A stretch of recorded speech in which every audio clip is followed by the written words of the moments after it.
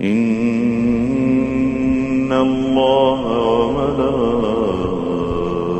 وملائكته يصلون على النبي يا اعوذ باللہ من الشیطان الرجیم بسم اللہ الرحمن الرحیم لا الہ الا اللہ محمد رسول اللہ صلی اللہ علیہ نبی وعلی آلہ صلی اللہ علیہ وسلم صلاۃ و سلام علیک یا رسول اللہ صلی اللہ تعالی علیہ وسلم نور من نور اللہ۔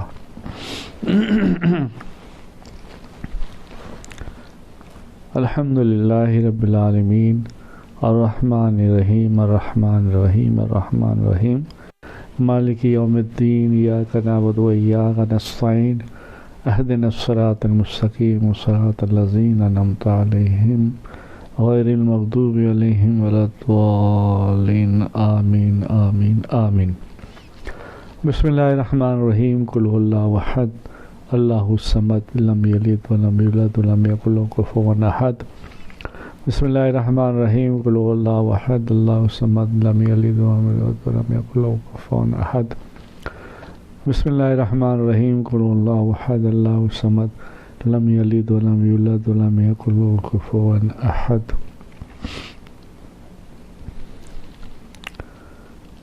صلی اللہ علیہ نبی وعلی آلہ صلی اللہ علیہ وسلم صلاۃ و سلام علیک یا رسول اللہ صلی اللہ تعالی علیہ وسلم۔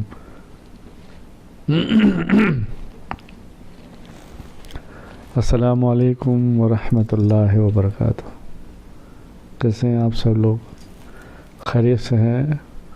اللہ کرم فرمائے، خیریت سے رکھے، تمام مشکلات حل ہو، مرادیں پوری ہو، تمام بیماری وبا و بلا سے آپ سب کی اور میری نجات ہو۔ الحمدللہ رب العالمین۔ حضور کا مہینہ ہے مرحبا،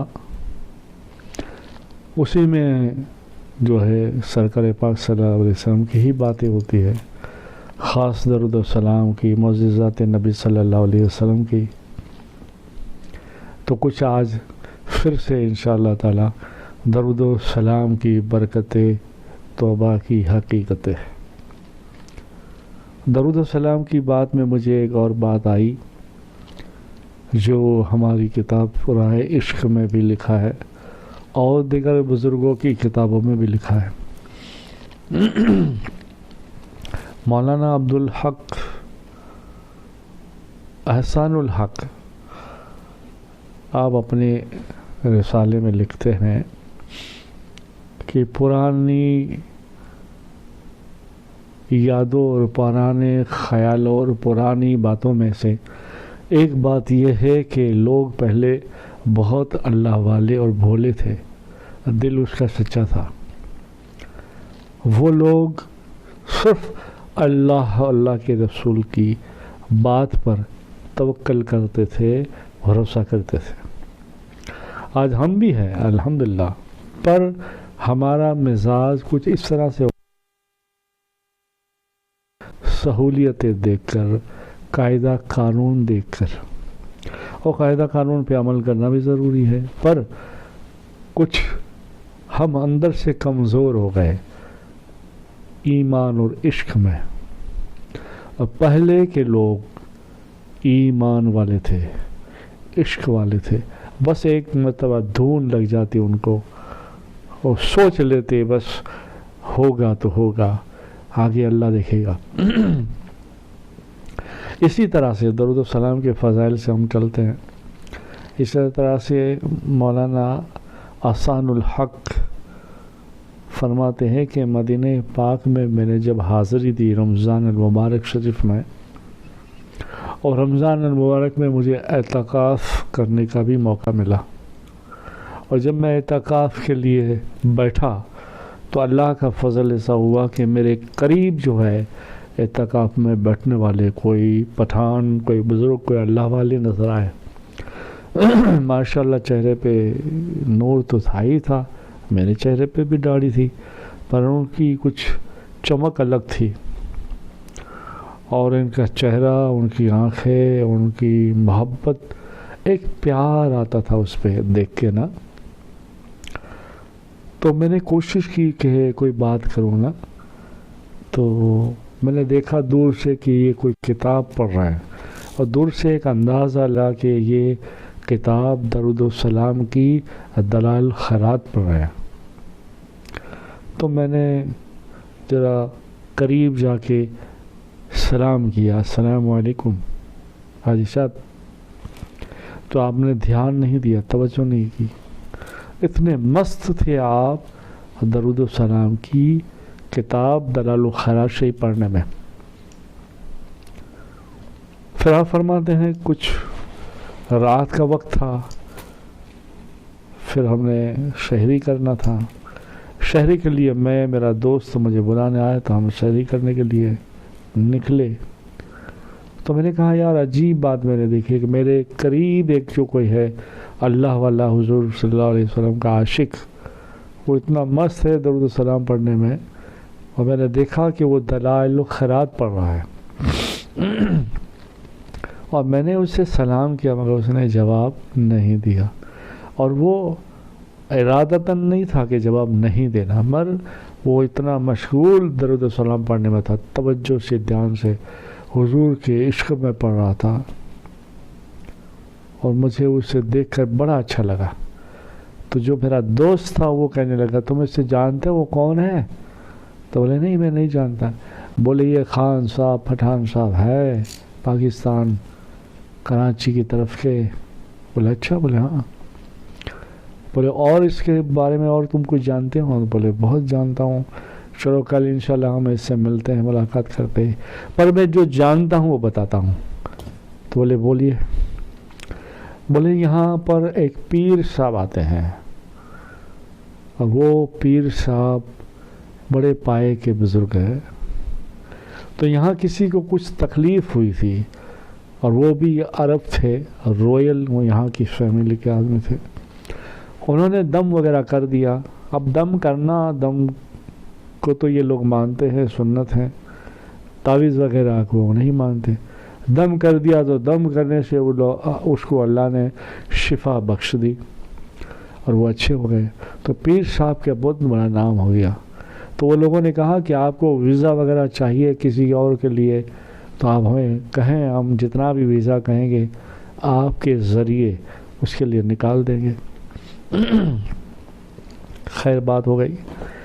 تو پیر صاحب نے دیکھا کہ یہ ایک میرے مرید ہے خان صاحب پٹھان، اور وہ بڑے اللہ کے رسول کے عاشق ہیں، اور وہ بار بار کہہ رہے ہیں کہ رمضان میں مجھے جانا ہے، رمضان میں مجھے اعتکاف کرنا ہے، کچھ ٹائم رہنا ہے. تو وہ زیادہ تو رہنے دیتے نہیں. تو میں نے سوچا چلو خان صاحب کو رمضان شریف کے ویزے میں ہی بھیج دیتے ہیں. تو پیر صاحب نے کچھ ویزے ان کو دیے وہاں کی گورنمنٹ نے تو وہ کر دیا، بھیج دیے. پیر صاحب نے بھی وہ خان صاحب کو بلایا اور بھیج دیا کہ آپ جا کے آؤ. خیر یہ ویزا آ گیا. رمضان میں ہی جو ہے پھر آخری دنوں میں انہوں نے اعتکاف کر لیا. پھر حضرت مولانا احسان صاحب سے ملاقات ہو گئی. یہ ذکر مولانا احسان الحق صاحب فرماتے ہیں. مختصر یہ مجھے کہا کہ ایسی سی بات ہے. ٹھیک ہے. ہم عصر کے بعد دوسرے دن ان کو ملے تو وہی وہ تو دیوانے تھے، مگر میرا دوست اس کو تھوڑا قریب سے جانتا تھا. تو تھوڑا قریب جا کے خان صاحب اس نے اشارے سے کہا بیٹھو. بولے میں ملتا ہوں 5 منٹ بعد. 5 منٹ کے بعد اس نے کہا کیا ہے بات بولو. بولے نہیں ٹھیک ہو؟ بولے ٹھیک تو ہوں مگر بس دل غمگین ہے. بولے کیا؟ بولے ابھی رمضان شریف ختم ہو جائے گا تو مجھے ڈر ہے کہ پھر مدینے سے مجھے نکال دیا جائے گا. میں بس اسی دھن میں ہوں. مصطفیٰ کریم صلی اللہ علیہ وسلم، آقا کریم صلی اللہ علیہ وسلم کوئی ایسا اسباب بناتے کہ میں یہاں سے کبھی نہ جاؤں، سرکار کے قدموں پڑا رہا ہوں. تو بس میں ابھی اس جستجو میں لگا ہوں. مگر آپ آئے، میرے قریبی ہیں، تو میں نے آپ سے بات کر لی. بس آپ میرے لیے دعا کریں. میں آپ کے لیے دعا تو کروں گا، مگر میں بس اسی جستجو میں ہوں کہ سرکار مدینہ میری سن لے اور مجھے مدینے سے واپس جانا نہ ہو. یوں کہہ کے مولانا احسان صاحب فرماتے ہیں وہ خان صاحب رونے لگے. ہمیں بھی رونا آیا. عشق کی باتیں ہوئی، خوف کی باتیں ہوئی، اور باتوں میں خیال نہیں آیا. افطاری کا وقت ہو گیا. دسترخوان مدینہ مسجد نبی میں لگا تو ہم سب لوگ بیٹھ گئے. مولانا فرماتے ہیں کہ بس مجھے اسی کی دھن سوار تھی کہ کیسے عاشق رسول ہے، اور پتہ نہیں اب اس کا کیا ہوگا. تو میرا بھی رمضان کے بعد پھر اور 5-7 دن کا ویزا تھا. اس طرح سے کچھ میرا سیٹنگ تھا. تو رمضان شریف کے آخری دن گزر رہے، آخری دن جا رہے تھے، اور میں نے دیکھا خان صاحب کی طبیعت کچھ روزوں، کچھ دل، کچھ جذبات اس طرح کے ہو گئے تھے کہ اسے دیکھ کر ہمیں بھی رونا آتا تھا. وہ خان صاحب رات کی تاریکیوں میں سحری سے پہلے کچھ وقت پہلے ایسے دیوانگی میں آ جاتے تھے، آنکھوں سے آنسو برستے برستے داڑھی تک پہنچتے تھے. میں میری عبادت بھول جاتا کبھی، اس کی آہو بکا دیکھ کر مجھے بھی رونا آ جاتا تھا. رمضان کے دن گزرتے گئے، عین عید کی رات آ گئی. اعتکاف ختم ہو گیا. لوگوں کو میں جو پردے رکھے تھے وہ ہٹا لیے گئے. بس خان صاحب روضۃ الجنہ کے قریب دور ایک جگہ پر بیٹھ گئے تصویر لے کے.